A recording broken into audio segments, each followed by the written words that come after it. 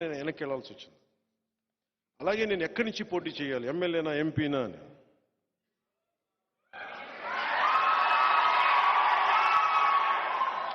మీరు చెప్పండి.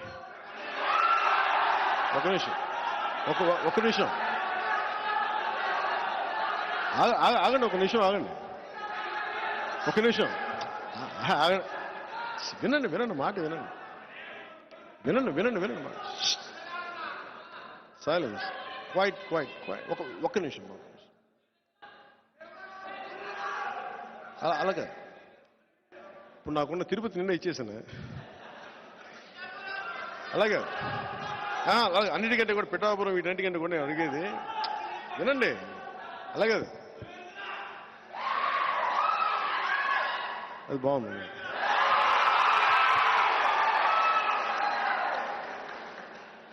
ఇది నేను పోటీ చేద్దాం అనుకుంది ఎమ్మెల్యేగానా ఎంపీగానా అని అనుకున్నాను. సమస్య ఏముందంటే చాలామంది పెద్దలు నన్ను కోరుకున్నారు మీరు రెండిట్లో పోటీ చేయమని.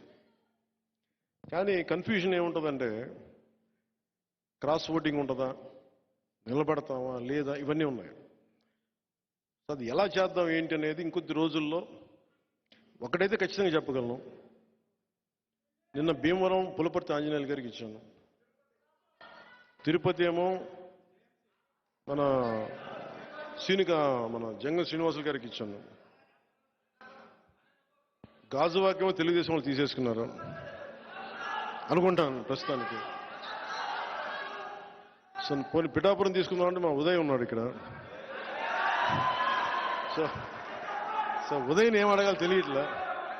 సో ఉదయ్ని అడిగి పిఠాపురం ఖాయం చేసుకోమని చెప్తాను.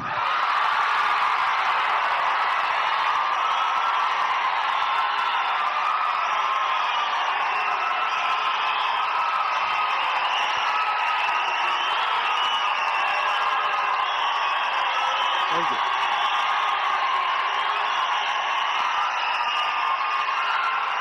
పిఠాపురం 2009 నుంచి కూడా 2009 నుంచి కూడా 2009 నుంచి కూడా అందరూ 2014లో పార్టీ పట్టగానే ఫస్ట్ నాకు పిఠాపురం నుంచి అడిగారు పోటీ చేయమని. మళ్ళీ తెలంగాణలో అడిగారు పోటీ చేయమని. మళ్ళీ పిఠాపురం నుంచి వచ్చింది, 2 చోట్ల నుంచి వచ్చింది ముందుగా. కానీ పిఠాపురం నేను ఎందుకు పోటీ చేయట్లేదు లాస్ట్ టైం అంటే, నేను రాష్ట్రం కోసం ఆలోచించేవాడిని. నేను నిజంగా చెప్పండి, నా ఎన్నికల గురించి నేను ఎప్పుడు ఆలోచించలే. నేను మ్యాక్సిమం అనుకున్న అనంతపురం అర్బన్కి నిలబడదాం, అనంతపురం జిల్లాలో నిలబడదాం. అందుకు 2015లో పార్టీ ఆఫీస్ అక్కడి నుంచే ప్రారంభించాను. మంగళగిరి నుంచి ప్రారంభించాలి, అక్కడి నుంచి ప్రారంభించాను, అనంతపురం నుంచి. కానీ దాన్ని ఇప్పుడు నేను ఒక బాధ్యతను మోస్తున్నప్పుడు, నేను ఒక బాధ్యత ఇచ్చినప్పుడు దాన్ని మోసుకెళ్లే వ్యక్తుల సమూహం లేదు నాకు అక్కడ. అందుకని వదిలేయాల్సి వచ్చింది. తిరుపతి ఆల్రెడీ ఇచ్చేసాం, మనం ఎన్నిసార్లు చెప్పాలి. ఇప్పుడు ఇదేంటంటే జనసేన పవన్ కళ్యాణ్ పిఠాపురం నుంచి పోటీ చేస్తున్నారు.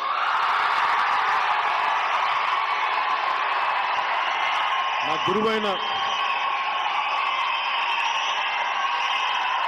గురువు దత్తాత్రేయుల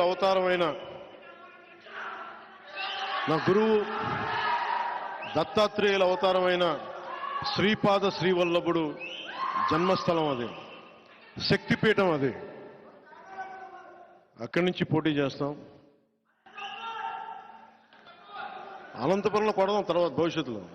ఇప్పుడు పొత్తు కొట్టనే, తర్వాత జనసేన కొడదాం.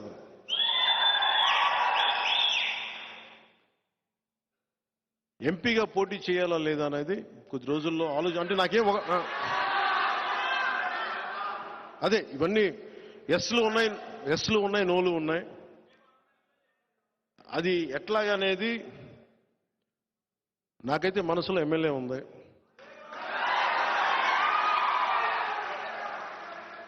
అందుకని నేను దాని మీద ఏం వ్యాఖ్యానించట్లేదు. పెద్దలతో మాట్లాడి నా నిర్ణయం చెప్తాను వాళ్ళకి.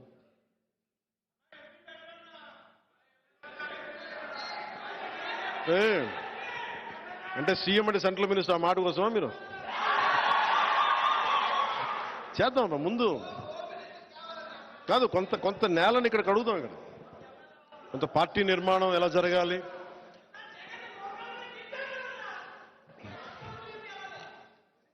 ఎక్కడికి అంటే ఇవన్నీ కూర్చోబెట్టుకొని ఇవన్నీ ఈసారి 21 స్థానాలకి పరిమితం అయిపోయినా కానీ మొన్నదాకా 98% స్ట్రైకింగ్ రేట్ అని చెప్పా. ఇప్పుడు 100% కొట్టాలి.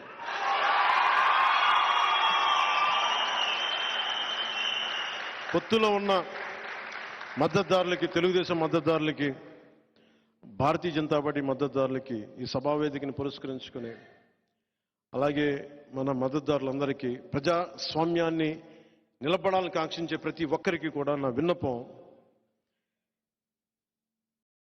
ఈ ఎన్నికల్లో 21 సీట్లు మాకు సంపూర్ణమైన మెజారిటీ ఇవ్వండి. మాకు సంపూర్ణమైన మెజారిటీ ఇవ్వండి. ఎందుకంటే నేననేవాడిని పార్టీ పెట్టి నడిపితే ఇక్కడ దాకా పట్టుకొచ్చాం. 21 సీట్లు వస్తే ఏ స్థాయిలో చూపించగలను నాకు ఒక్క అవకాశం అని కోరుకున్నాను. నేను జగన్ లాగా ఏమి పని చేయకుండా ఒక్క ఛాన్స్ అని అడగట్లేదు. ఒక్క ఛాన్స్ అని అడగట్లేదు జగన్ లాగా. నాకు మీకు 10 సంవత్సరాల తర్వాత ఇప్పుడు నోరు తెరిచి అడుగుతున్నాను, మా 21 సీట్లని, మా పొత్తుని గెలిపించండి. ప్రతి యువతి యువకులకి, పెద్దలకి, పిన్నలకి, అందరికీ కూడా చేతులెత్తి, గుంతెత్తి, నోరెత్తి, చేయెత్తి అడుగుతున్నా, అభ్యర్థిస్తున్నా, మా పొత్తుని గెలిపించండి, జనసేనని గెలిపించండి.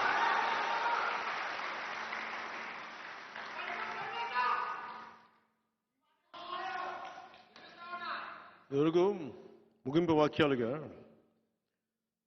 ఇల్లేమో దూరం అని చెప్పాను కదా, ఇప్పుడు 10 సంవత్సరాల తర్వాత అధికారం అనే ఇల్లు కనుచూపు మేరలో ఉంది. ఒకప్పుడు దీపం లేదు, కానీ ఇప్పుడు చేతిలో వెలుగులు విరజమ్మే కాగడం ఉంది. గుండెల నిండా ఒక పవన్ కళ్యాణ్కే కాదు ధైర్యం, మొత్తం సమూహానికి ఉంది ధైర్యం. మనం కాకపోతే ఇంకెవరు, జనసేన కాకపోతే ఇంకెవరు. సో మనస్ఫూర్తిగా మీ అందరికీ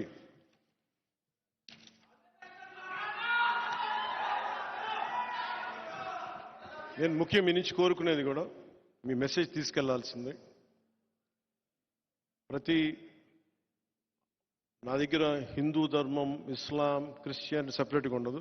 నేను మానవతావాదిని, జాషువా విశ్వనరుణ్ణి, దాశరథి కృష్ణమాచార్య పోరాట స్ఫూర్తిని నింపుకున్నవాడిని.